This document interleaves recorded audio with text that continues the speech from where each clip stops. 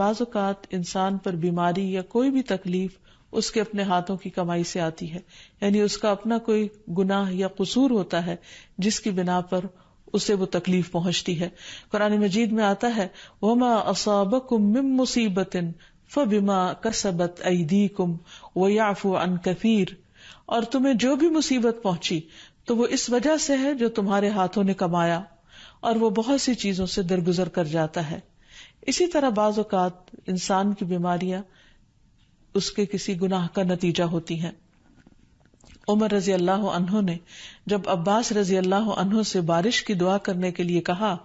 تو انہوں نے کہا اے اللہ، بے شک مصیبتیں گناہوں کی وجہ سے ہی نازل ہوتی ہیں اور انہیں صرف توبہ ہٹا سکتی ہے. پھر اسی طرح ایک اور روایت میں آتا ہے رسول اللہ صلی اللہ علیہ وسلم نے فرمایا جب بھی کسی رگ یا آنکھ کو نقصان پہنچتا ہے تو وہ کسی نہ کسی گناہ کی وجہ سے ہوتا ہے، لیکن جو تکالیف اللہ تعالیٰ ویسے ہی ٹالتا رہتا ہے وہ کہیں زیادہ ہو جاتی ہیں. پھر اسی طرح بعض بیماریاں انسانوں کے اعلانیہ گناہوں کی وجہ سے بھی ہوتی ہیں، جیسے کہ ایک حدیث میں آتا ہے جب کسی قوم میں بدکاری عام ہو جاتی ہے اور وہ اعلانیہ اس کا ارتکاب کرتے ہیں تو ان میں طاعون اور ایسی مختلف بیماریاں پھیل جاتی ہیں جو کہ ان سے پہلے گزرے ہوئے لوگوں میں نہ تھی. ابو امامہ باہلی سے روایت ہے کہ نبی صلی اللہ علیہ وسلم نے فرمایا جس بندے کو بھی بیماری سے پچھاڑ دیا گیا ہو تو اللہ تعالیٰ اسے جب بیماری سے اٹھاتا ہے تو وہ پاک ہوتا ہے. تو یہ ایک حقیقت ہے کہ انسان کے گناہ اس کے لیے مشکلات کا سبب بنتے ہیں. امام ابن القیم الجوزیہ لکھتے ہیں، ان کی ایک مشہور کتاب ہے الداء والدواء، بیماریاں اور علاج، اس میں وہ کہتے ہیں کہ کوئی بھی گناہ ایسا نہیں کہ جس کے اثرات نہ ہوں. انسان سے چھوٹی یا بڑی جو بھی کوئی غلطی صادر ہوتی ہے اس کے نتیجے میں کچھ نہ کچھ اثرات اس کی زندگی پر ضرور پڑتے ہیں. ہاں اگر اللہ تعالیٰ معاف کر دے تو وہ اور بات ہے، ورنہ ہر گناہ کی ایک تاثیر ہوتی ہے، اور ان تاثیرات میں سے ایک چیز یہ ہے کہ انسان مختلف قسم کی بیماریوں میں مبتلا ہو جاتا ہے. اسی لیے ہم دیکھتے ہیں کہ جب انسان بیماری میں مبتلا ہوتا ہے تو اللہ تعالیٰ اس بیماری کو اس کے گناہوں کا کفارہ بنا دیتے ہیں. جیسے حدیث میں آتا ہے کہ جس مسلمان کو کانٹا چبھے یا اس سے زیادہ کوئی تکلیف پہنچتی ہے تو اللہ تعالیٰ اس کے ذریعے اس کے گناہوں کو اس طرح دور کر دیتا ہے جس طرح درخت سے اس کے پتے جھڑتے ہیں. تو اس سے ہمیں یہ پتہ چلتا ہے کہ بیماریوں کے آنے کے مختلف اسباب ہوتے ہیں. بیماری بہرحال جس بھی وجہ سے آئے، لیکن اصل چیز دیکھنے کی یہ ہے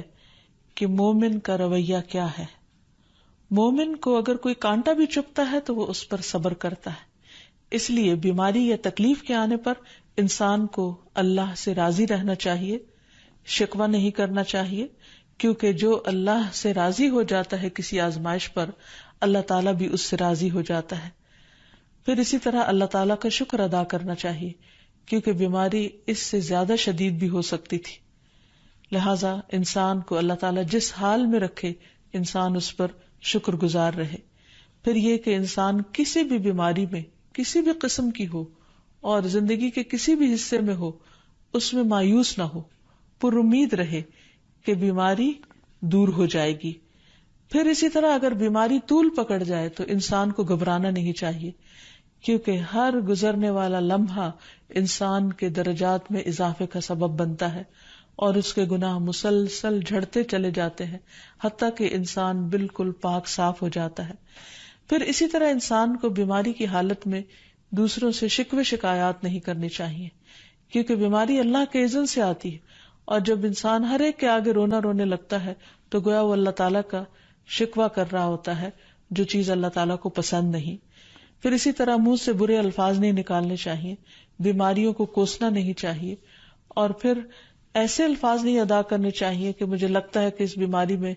میری زندگی چلی جائے گی، یا یہ کہ کسی مریض کی عیادت کے لیے جا کر اس کو اس قسم کی بات نہیں کرنی چاہیے، خواہ کتنی ہی خطرناک بیماری کیوں نہ ہو. ہمیشہ اسے امید دلانے چاہیے، کیونکہ مایوسی کے الفاظ اور برے بھلے اور منفی قسم کی باتیں اللہ تعالیٰ کو پسند نہیں، اور انسان ویسے بھی جیسے سوچتا ہے پھر اس کے ایکشن اس کے مطابق ہونے لگتے ہیں.